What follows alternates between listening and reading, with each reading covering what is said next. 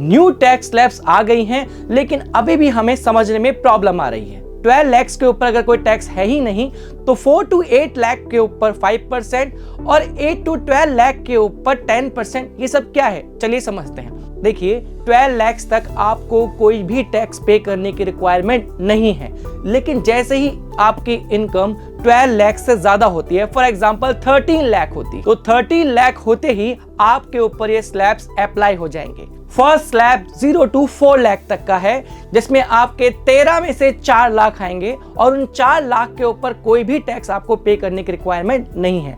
Next slab 4 to 8 lakh का है, जिसमें आपके 13 में से 4 लाख और आ रहे हैं, जिनके ऊपर 5% आपको टैक्स पे करना पड़ेगा, वो होगा 20,000 rupees. Next slab 8 to 12 lakh की है, जिसमें आपके 13 में से 4 लाख आ रहे हैं, उनके ऊपर 10% टैक्स लगाया जाएगा, जो होगा 40,000 रुपीज। अब जो आपकी इनकम है वो 13 लाख है और आप मैक्सिमम जो स्लैब में आएंगे वो 12 to 16 लाख के स्लैब में आएंगे।